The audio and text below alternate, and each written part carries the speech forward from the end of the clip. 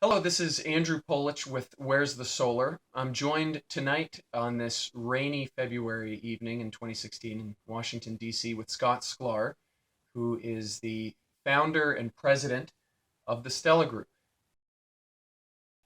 It's a 15-year-old company that blends all sorts of clean energy technologies, all the high value energy efficiency, electric energy storage, and renewables on site. And I have projects on every continent, including Antarctica. What inspired you to do it? Several things.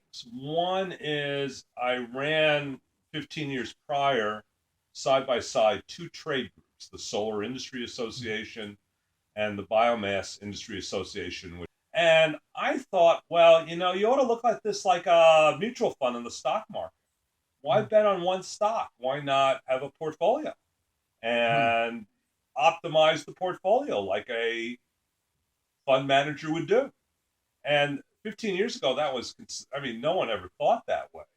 And that's still my guiding principle and what makes me different than everybody else in the marketplace. You said you're up to how many employees now? I have 29 that work all over the world on all these different projects, and then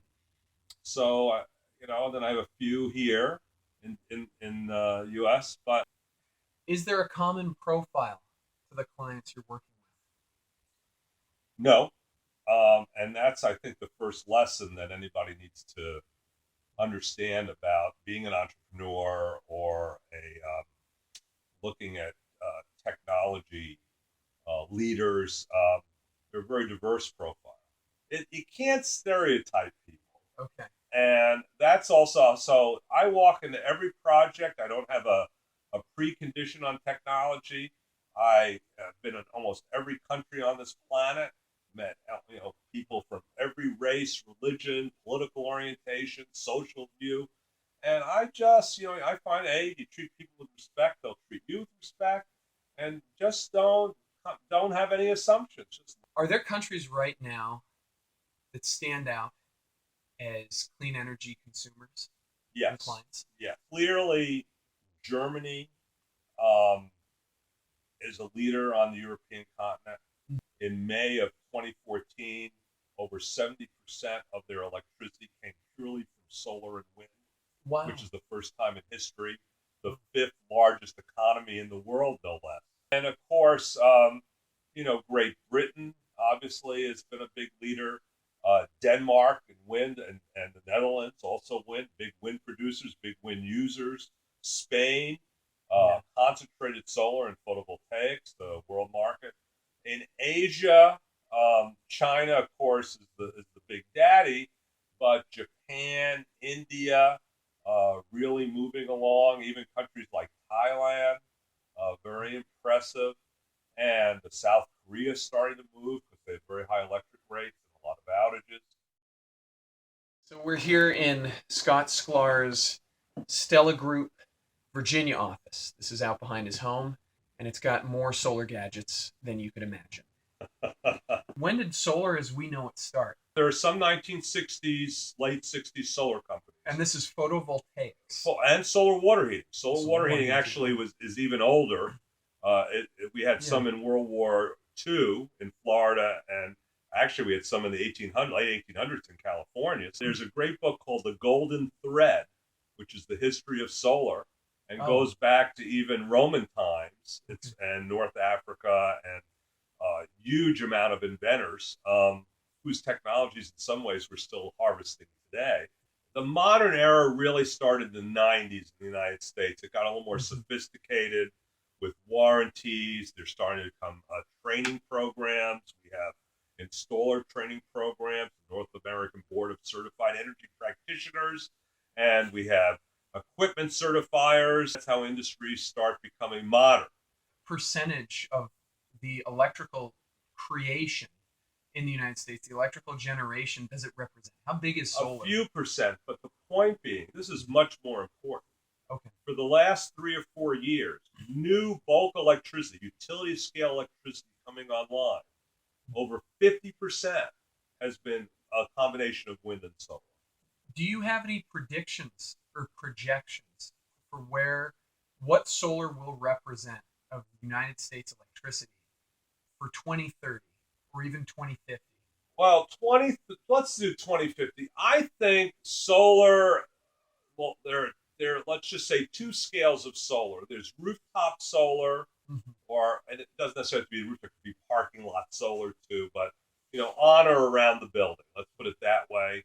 And I think that's going to be 12% of US electricity. On utility scale solar, I think it's going to be somewhere around 18%. So there's concentrated solar where you can store the heat in either a liquid or a molten salt And and get concentrated solar is the mirrors the that mirrors and the project the sun. troughs, right, and project the sun either on a pipe or on a power tower, and that can store energy. Now that only works in the Southwest for your 24-hour power, but most conservative estimates are about 10% of U.S. electricity. So we're talking, a really nice substantive amount, and let's just say be conservative, say that's a third. And then wind, the Department of Energy and several studies have shown is 20%. But then you have 10% from geothermal, and then marine, tidal wave, ocean currents, ocean thermal, 10%. And then our wastes, sewage and manures and poultry litter and wood that causes the forest fires. That's about 18% of U.S. energy. So what's left for our dear oil and gas If industries? maybe Coal. 10, well, coal is going to go. Natural gas is booming, but fracking has its limitations. Oil, by the way, before the oil embargo in the 70s, used to be 40% of U.S. electricity. Now it's less than 5. For people that are making under a few bucks a day, can they afford this? Yes. Really? First of all, there are systems going in around the world. Africa, I'll use an example, where they have units being, you can basically lease purchase out of your cellular store a solar panel battery system with a SIM card in it. And it will light 4 LED lights and charge 2 cell phones. And the monthly fee for that is 30% less than kerosene. And you also don't have to pay and stand 20 minutes in front of a diesel engine. This is a company called Empowered, and they did a different way to look at the rural poor globally. They developed a device that you blow up like a beach ball. So they developed this beach ball, has a solar panel on top, has a ring of LED lights in the inside, and a thin film battery in the middle. And I'm going to turn it on now and look at this light. 1 hour of charge gives you 12 hours of light. Wow. So these are selling by the tens of thousands throughout Africa, South Asia, and Latin America. Falls down from the hook or gets knocked over. This ain't going to break. And we're selling in camping stores here in the United States. It's more cost effective than kerosene, healthier than kerosene, higher quality of light than kerosene. This is fabulous. Does that entrepreneur focus on these rural communities where populations are real spread out, where people don't have a lot of money? Or do you focus on capital cities or financial centers where you've got a lot of people concentrated in one area?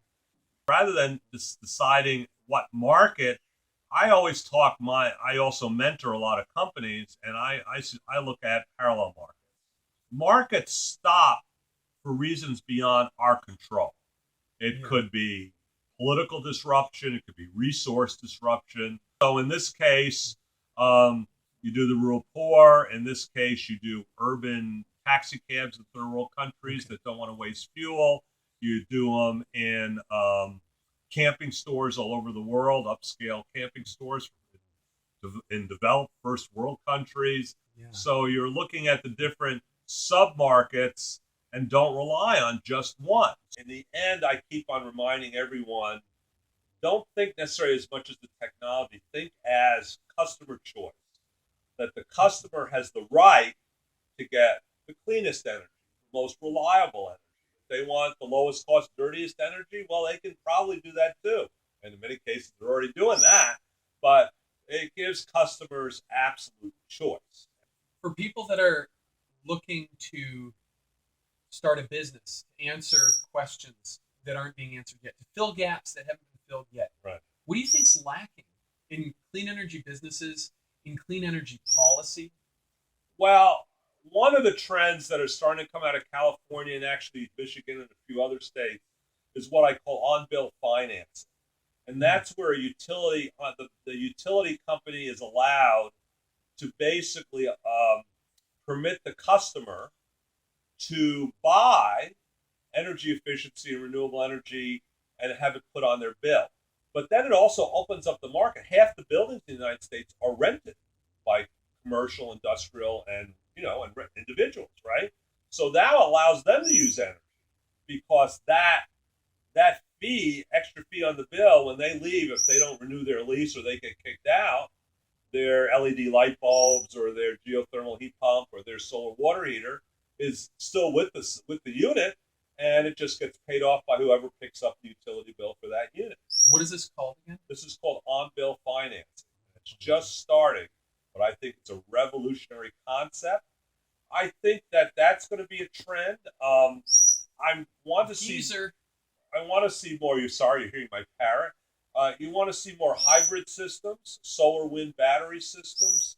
So wind blows at night, solar by day, batteries store the power. There's a lot of potential for these technologies if they're blended together in more elegant systems.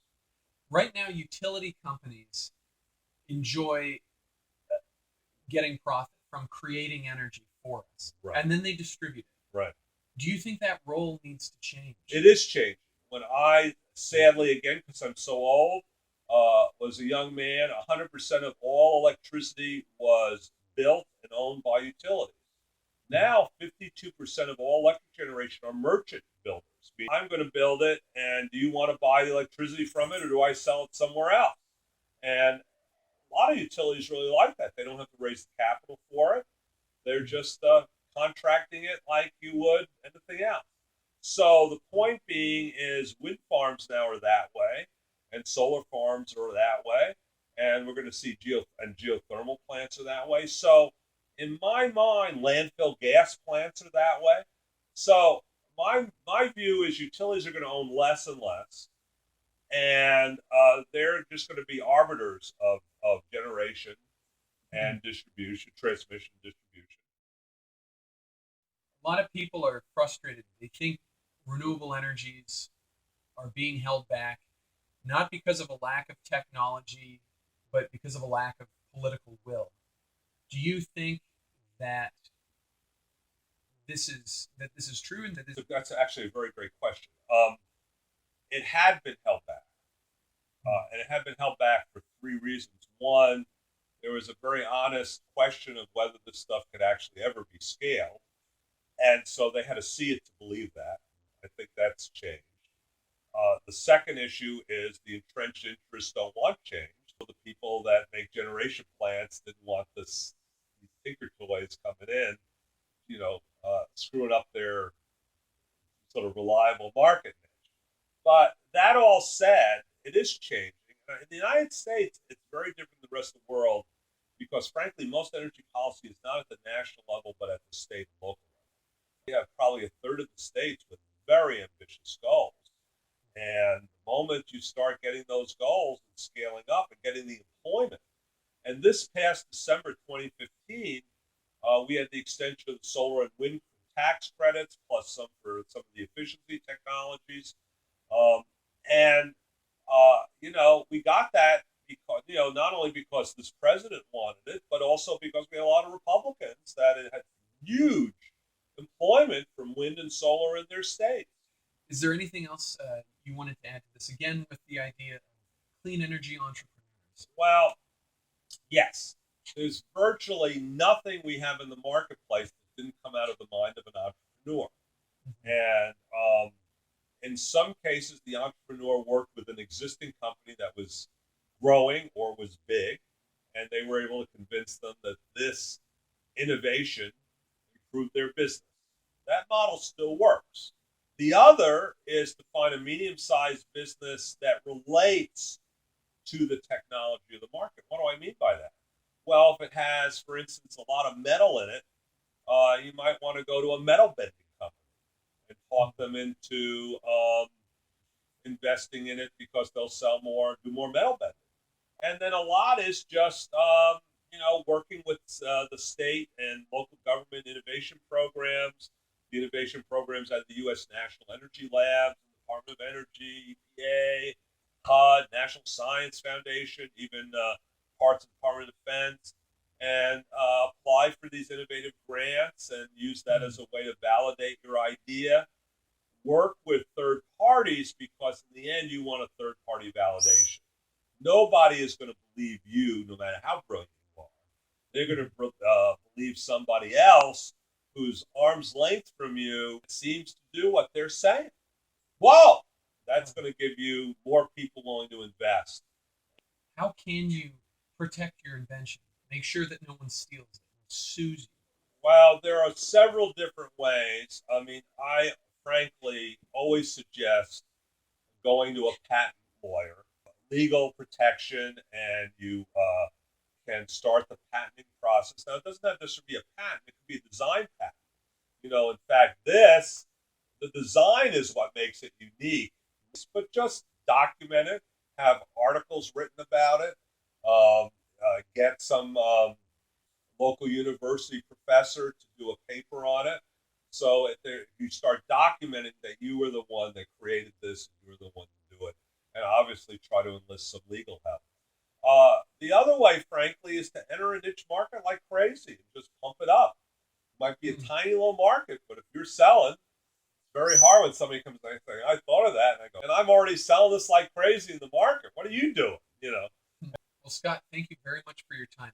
Thank you much. I love talking about it, obviously, and happy to have you all join for other tours and other technologies in subsequent interviews.